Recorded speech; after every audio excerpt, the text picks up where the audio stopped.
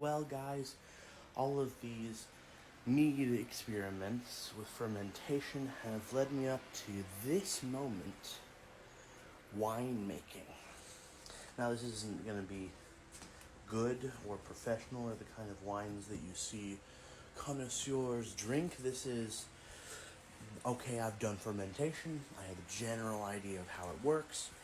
I'm going to shift over from what I had, which was mead, over to something else that is also fermentation but not mead, which is, of course, wine, as I said.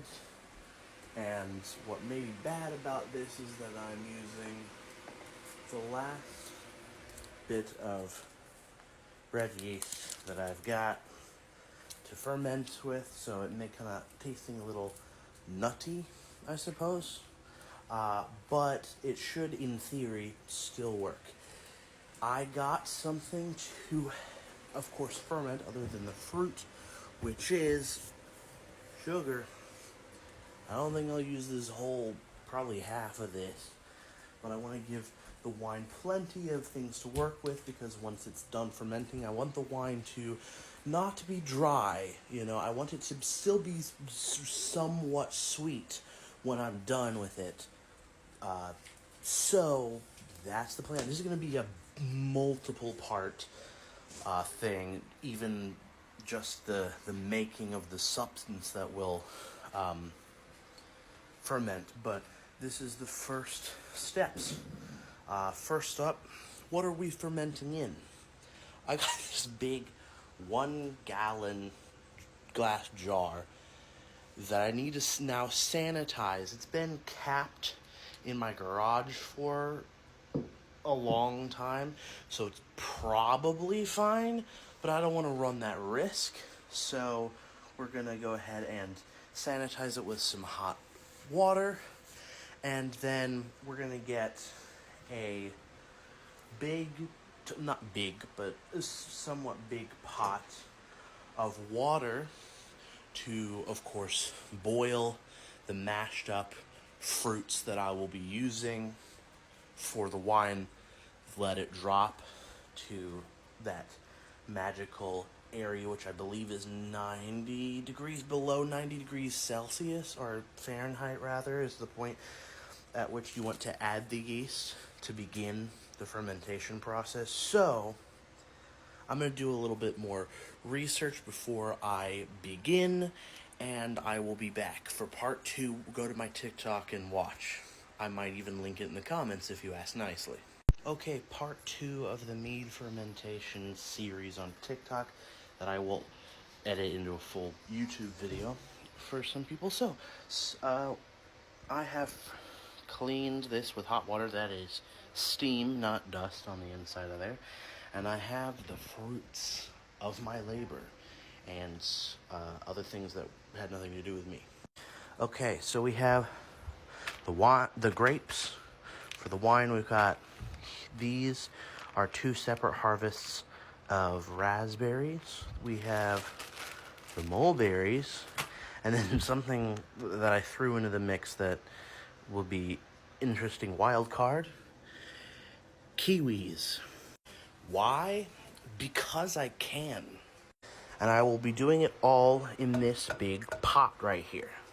But all this fruit has been in the freezer, so I'm going to let it rise to room temperature, mash it up in there, add water, and then bring it to a steam, or at least a small boil. Let it cool down to the magical degree, which I believe is 90 degrees Fahrenheit. Add this first, the sugar first, while it's very hot. Mix it, let it drop to the 90, then add the yeast, then siphon it into here, airlock it with a balloon, which worked before because we made alcohol, as you saw in the last bit. I don't have the money currently to buy a fancy airlock system. If I had the money to make a fancy airlock system, I would buy normal yeast, and I would also plant my own barley to make some heavier alcohol and buy a still. You know what? You see what I'm talking about there? Like, if I had money, I wouldn't be doing it like this. Anyway, so now all I'm going to do is let that come to room temperature, and then part 3, we'll be mashing it up. Welcome to part 3 of doing fruit wine, I guess is what we're going to call it, because it's not truly grape wine as much as it is just a mixture of concoctions. I've got my sort of not looking so great, but not entirely spoiled kiwis and a hammer that I'm going to lay on the ground out here and smash before throwing it into my mash. That rhymed. I know I should put these grippers away, but never mind this. Alright. I'm sure you could probably do this inside your boiling flask with just a metal-like thing, but I don't have the luxury of having one of those. So I've got to do it like this. Unfortunately. Hopefully I won't get too many microplastics in my wine. Shouldn't be a problem. I'm probably getting them in my water.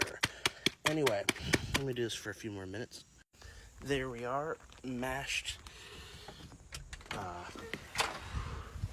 kiwi, ready to be added into the mix of other things. Now, I just have to freaking mash my raspberries and grapes and mulberries. Okay, so it's been left out in the sun for long enough that I think ready to beat the crap out of this. Ready?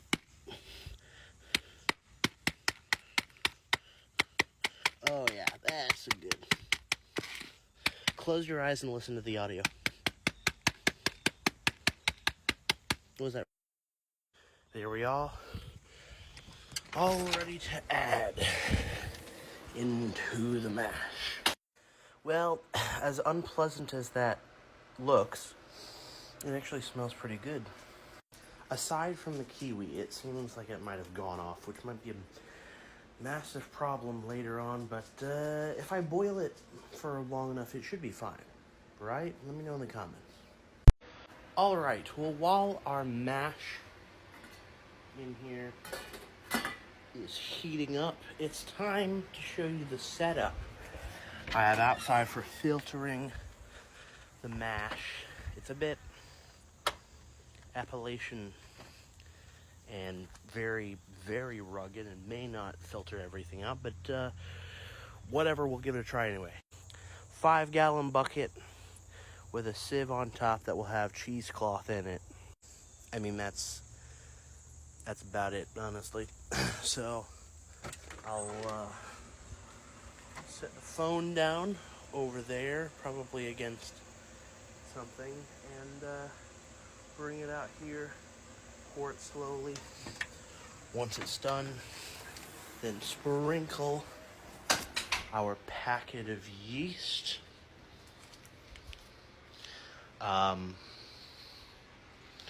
into it, mix it around, and then siphon it rather, into this, pop the very rugged air balloon, or, well, it will have air in it, that's for sure, but balloon airlock rather, and hope for the best, essentially.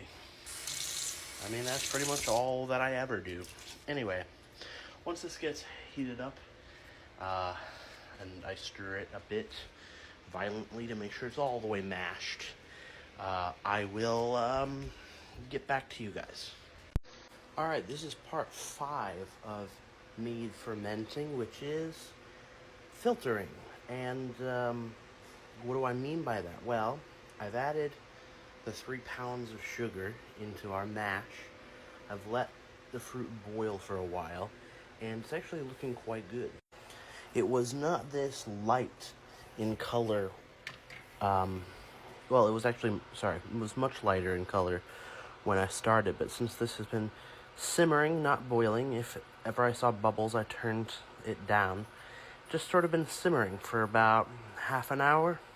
I'm gonna let it go for about 15 to 20 more minutes with the sugar in here now.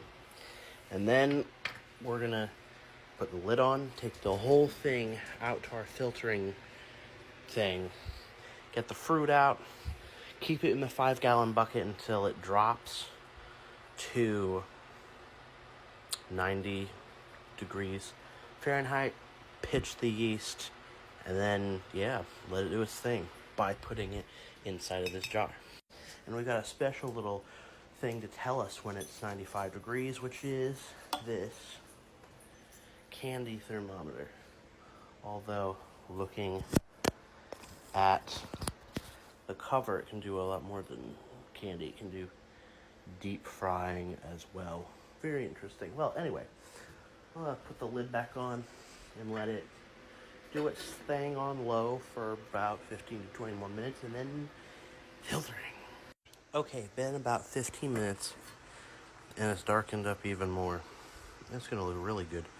I'm gonna give about 5 more minutes to darken up even more, and then we'll go out and filter it. Okay, we have everything we need to filter this stuff. And now, put the cheesecloth in there, get my phone set up to record this somehow. And then, yeah, really peculiar thing. What was that? Really weird angle. Anyway.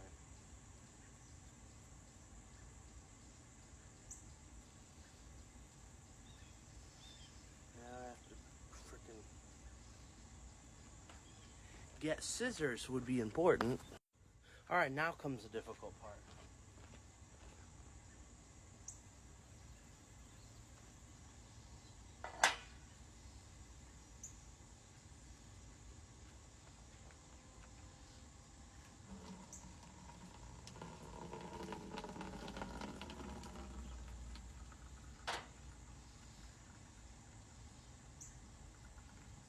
There we go.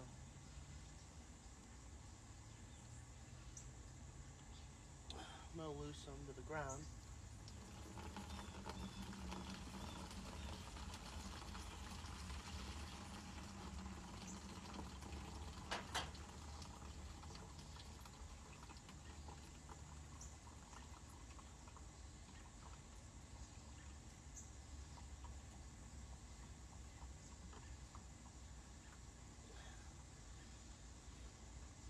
The cheesecloth keeps falling in.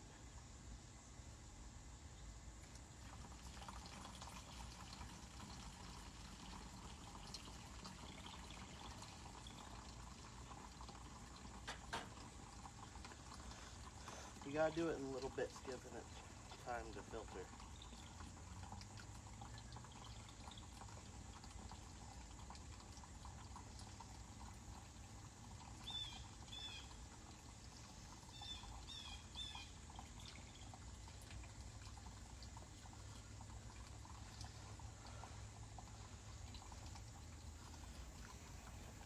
Alright, I'll come back to you once this is all filtered.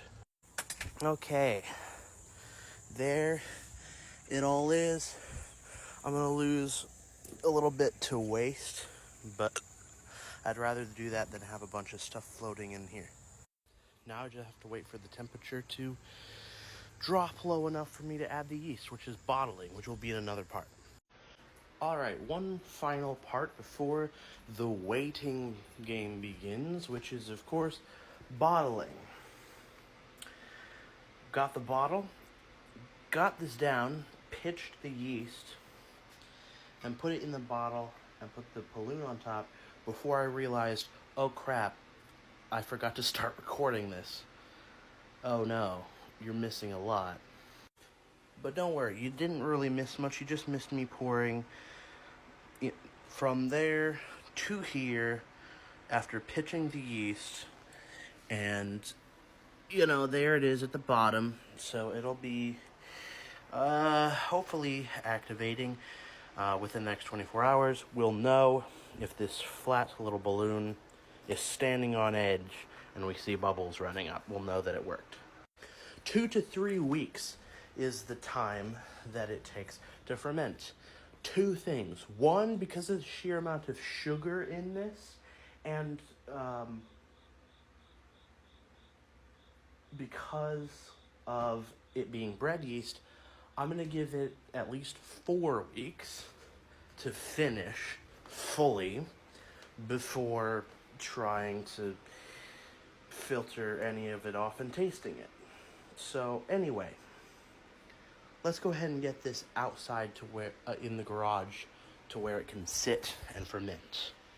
Because the cart that was sitting here is now over there in the corner and kind of unreachable, we're gonna have to make it sit here on top of our freezer, which we don't really need to get to, but that should be good until until we need to do something with it. I don't think I'm gonna rebottle it from here, but maybe I will. I'll get to that after I figure out whether this works, in the next 24 to 48 hours, Anyway, I guess that's it. So now the long game begins. I'm going to be going out of town today for the rest of the day to visit my father, who's in the hospital with stage 4 liver disease, which it's pretty bad. Getting worse. Anyway, just let this sit. And, tomorrow or the next day we should tell whether this worked or not. I'll give you a wine fermentation update then. But I gotta hop in the shower, and then I gotta go. Well, today we have our first wine fermentation update. Fermentation has been going on for about 48 hours now since I first pitched the yeast, and I want to show you what's going on. So if you look here from a distance, you can see that balloon is standing right up there. That balloon's acting like when I see a girl. I mean, what? But if you look closer, you can see that it is making quite the amount of alcohol. Quite a great environment for all the yeast to be circling around in there, and a layer on the bottom, which might be some dead yeast, but maybe not. You can also hear the air coming out. Hopefully you can hear it. I don't know if you can hear it. But yeah, I actually came out here and checked it when I got back from visiting my dad at the hospital the day I pitched it, probably 5 hours later. It was already just like this. So it said it can take 24 hours before fermentation really gets going. That was probably less than 4 before that really took off. So it's a really good environment for it. New updates coming probably weekly, since this has to go for like 3 to 4 weeks. So maybe not daily like with the mead, but weekly for sure.